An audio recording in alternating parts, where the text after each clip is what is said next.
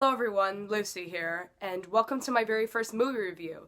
Today we're going to be looking at Robert Mulligan's To Kill a Mockingbird. I hope you all enjoy.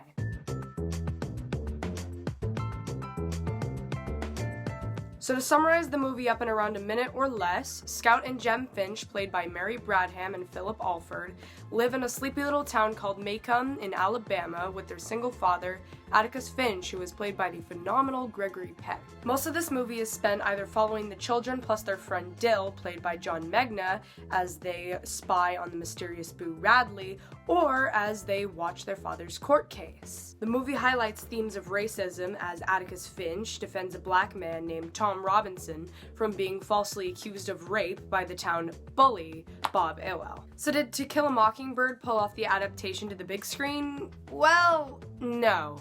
Not if you've read the book at least. The plotline is completely wonky, and by this I mean certain events happen at different parts in the movie than they did in the book. And for people who have read the book, this can be very confusing. So this movie was made as an adaptation to Harper Lee's book To Kill a Mockingbird, and as a lot of us know, movie adaptations are either really good or really bad, and a lot of them, if not all of them, stray from the original book's plotline. Also, the movie is extremely rushed, sometimes even completely skipping over parts that were very crucial in the book just to move along with the story. Take this for example. In the book, while Scout is going to school, she meets Bob Ewell's son, Burris Ewell, who gives us a little snapshot of what this family is really like before we actually meet Bob Ewell during the court case. It was a good method of foreshadowing in the book. Why was it left out in the movie? Also, Mrs. DeBose is only in this one scene that I'm showing right here, and the whole part in the book with the fire at Miss Maudie's house is not used, so that means that Boo and Miss Maudie get a lot less character development throughout the movie. Another area of the film that I want to analyze is when Jem gets his first item in the knothole in the tree from Boo, which I think is a stick of gum. I mean, it didn't really look like a stick of gum in the movie, and I couldn't really find anything on the internet. And I know that, Jem says what it is later in the movie, but I missed that, so... Anyways, this scene is way overly suspenseful. I remember when I was watching this with a couple friends, and we were wondering what the heck was going on, which is a question that you should not be asking yourself when you're watching a film that is an adaptation to a book that you've already read. Also, all of this drama just leading up to Jem finding an item in a knot in a tree hole is way overdoing it. They should have saved all the suspense for a scene like where Scout was rolling up to the Radley house in the tire instead of something that wasn't even scary in the book. Next, I'm going to take a look at the dramatic aspects of the film. This, in my opinion, is where the movie shines the most. The costumes were great and very fitting for the theme, the setting was realistic enough, and the actors were good choices for the roles that they were playing.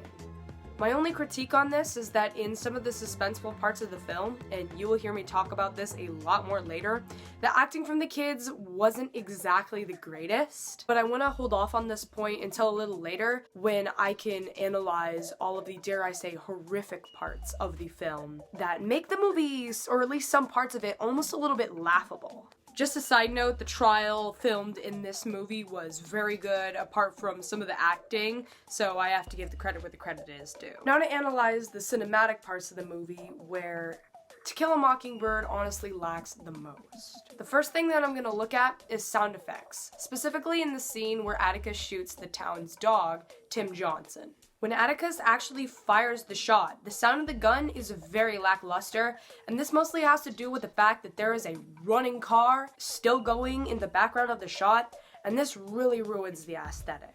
Tim Johnson's name sounds very close to Tom Robinson's name, who is the man accused of rape that Atticus is defending throughout most of the book. So it's pretty bluntly obvious that this is direct foreshadowing to when Tom Robinson actually gets shot trying to escape the prison.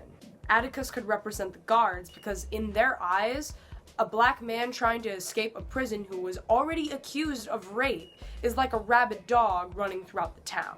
And if this scene is going to have that much foreshadowing and be that suspenseful, I want to see some of this.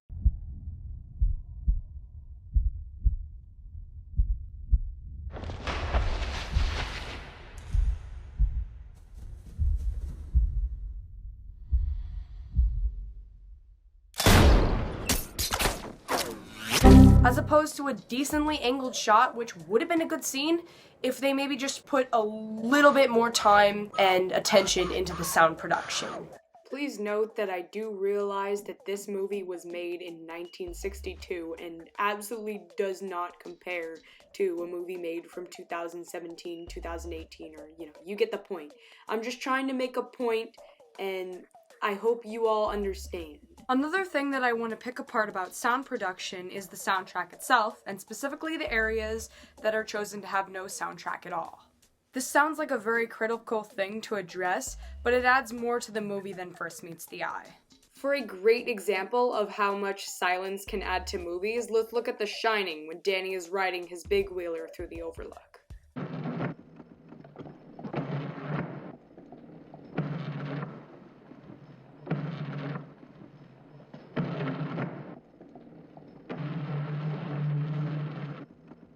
Pretty cool, right? So does To Kill a Mockingbird use this tactic as well?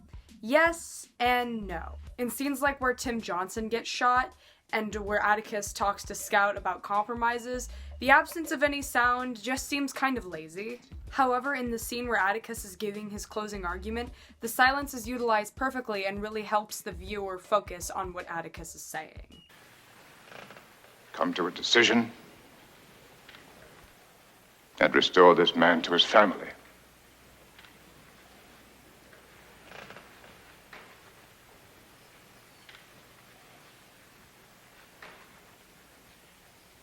In the name of God. In my opinion, the addition of silence in films is a tactic that is vastly overlooked, and I recommend everyone to really keep an ear out for it because it adds a lot to the film. In conclusion, do I like To Kill a Mockingbird? Honestly, no. It's not the kind of genre that I would purposefully sit down and watch on my own. So if I were to give it a rating, I'd say about 3 stars. Would I recommend this to a friend?